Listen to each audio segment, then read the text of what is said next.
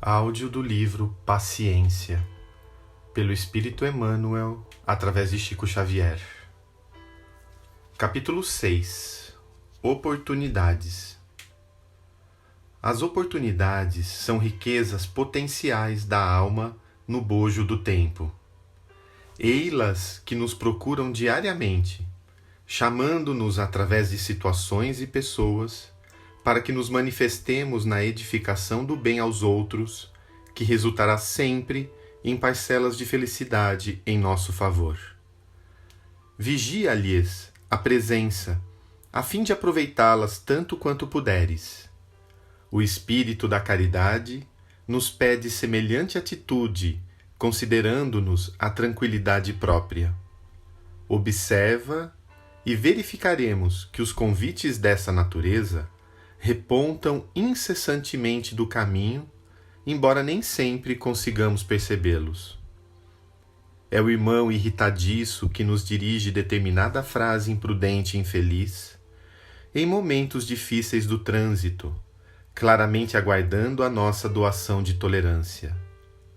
É o amigo em desvalimento, muitas vezes abatido ou desesperado, esperando-nos a palavra tranquilizante, ungida da simpatia e da solidariedade de que necessita, a fim de levantar-se em espírito. É o familiar atribulado por obstáculos diversos, de quem nos cabe aproximar com o socorro que se nos faça possível. É a página balsamizante, fácil de estender aos companheiros de experiência, vítimas de reveses e ofensas, livrando-os desse ou daquele propósito de rebeldia ou vingança. É a conversação amena e reconfortante, em casa ou na rua, com a qual inconscientemente afastamos alguém da queda no suicídio. É o auxílio discreto ao amigo de sentimento anuviado por empeços vários, a que a carência de recursos, basta às vezes conhecidas por nós, no plano físico, sugere-nos a entregar-lhe com bondade o apoio que esse mesmo companheiro em penúria não nos pediu. Há sempre alguém naufragando no mar das dificuldades humanas. Alonga o próprio olhar e identificarás as oportunidades de servir que se destacam à mostra. Não esperes que o próximo te solicite cooperação. Colabora voluntariamente na certeza de que estarás realizando valiosas sementeiras de trabalho e de amor na construção do futuro melhor. Oportunidades, aflições, lutas e provas. O tempo faz o desfile delas para que as reconheçamos. Ergue-te cada dia, faze o melhor ao teu alcance, trabalha e serve. Hoje alguém nos deixa ver as tribulações que lhes fazem precisas ao aprimoramento espiritual, de modo a que possamos doar por nós mesmos algo de útil. Amanhã, porém, é possível seja para nós o dia da necessidade de receber. Não te pese entregar a quem sofre a migalha do auxílio, da qual possas dispor, de vez em que a beneficência perante a bondade eterna é simples dever nosso, na jornada do bem para a união de todas as criaturas, na abastança sem fim. Caridade do Pensamento, capítulo 7. Sabemos todos que o pensamento é onda de vida criadora, emitindo forças e atraindo-as, segundo a natureza que lhe é própria. Fácil entender à vista disso que nos movemos todos num oceano de energia mental. Cada um de nós é um centro de princípios atuantes ou de irradiações que liberamos, conscientemente ou inconscientemente. Sem dúvida, a palavra é o veículo natural que nos exprime as ideias e as intenções que nos caracterizem, mas o pensamento em si, conquanto a força mental seja neutra, qual ocorre a eletricidade, é o instrumento genuíno das vibrações benéficas ou negativas que lançamos de nós, sem a apreciação imediata dos outros. Meditemos nisso, afastemos do campo íntimo qualquer expressão de ressentimento, mágoa, queixa ou ciúme, modalidades do ódio sempre suscetível de carrear a destruição. Se tens fé em Deus, já sabes que o amor é a presença da luz que dissolve as trevas. Cultivemos a caridade do pensamento. Dá o que possas em auxílio aos outros. No entanto, envolve de simpatia e compreensão tudo aquilo que dês. No exercício da compaixão, que é a beneficência da alma, revisa o que sentes, o que desejas, o que acreditas e o que falas, efetuando a triagem dos propósitos mais ocultos que te inspirem, a fim de que se traduzam em bondade e entendimento, porque mais dia, menos dia, as nossas manifestações mais íntimas se evidenciam ou se revelam inelutavelmente, de vez de que tudo aquilo que colocarmos no oceano da vida para nós voltará. Capítulo 8. Suicídio e delinquência. Todo rio procede de uma nascente simples. A maioria dos incêndios se alteia de alguma faísca.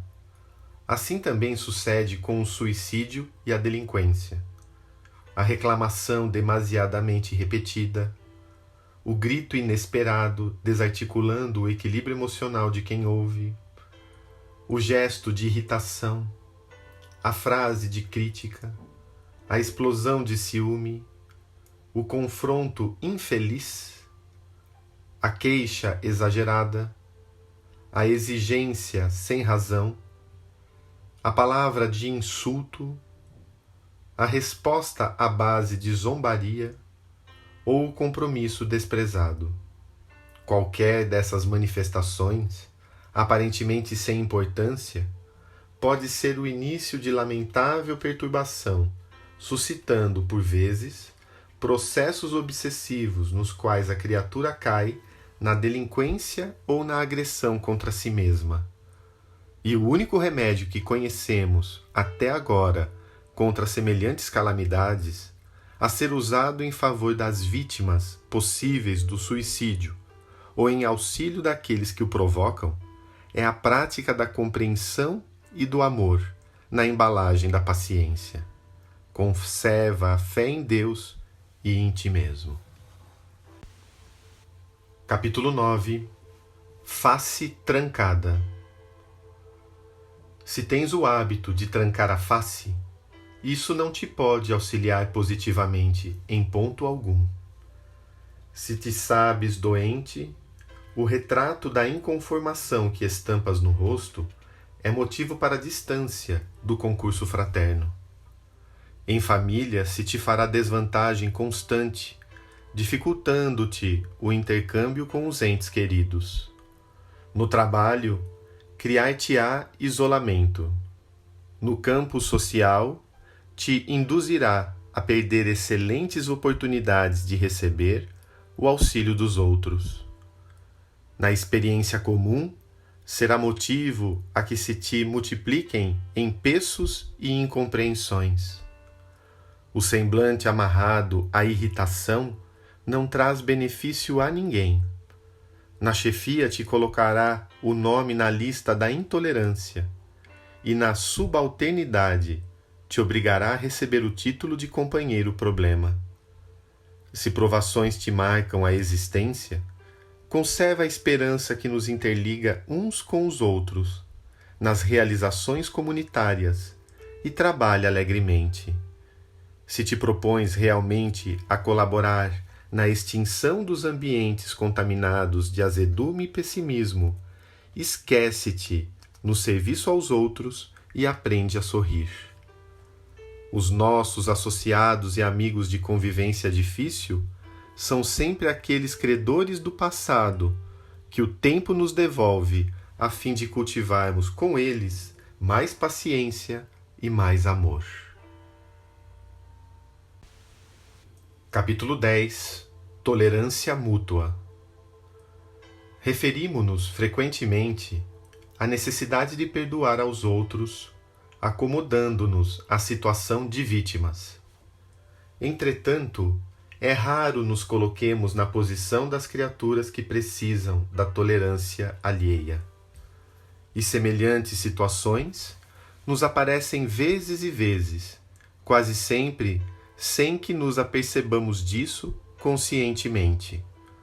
Isso acontece quando nos distraímos a ponto de esquecer as próprias obrigações, quando largamos os encargos que assumimos sem pensar que sobrecarregamos os ombros alheios, quando estamos apreensivos ou tensos e arremetemo-nos sobre os que nos cercam, quais se fossem culpados de nossas tribulações, quando aderimos ao boato, prejudicando pessoas ou envenenando acontecimentos, quando arremessamos as farpas vibratórias da crítica negativa sobre os nossos irmãos, às vezes até mesmo sem lhes conhecer a intimidade, quando nos rendemos às tentações do ciúme e do egoísmo, ou quando estendemos queixas e lamentações, complicando os problemas do próximo. Observando o assunto em sã consciência, conquanto nos reconheçamos nos domínios do óbvio, convém registrar que não somente necessitamos desculpar os outros, mas também precisamos ser perdoados. Porquanto, se hoje nos cabe doar o apoio da tolerância, a benefício daqueles que nos compartilham a vida, é possível que amanhã surja para nós a necessidade de receber.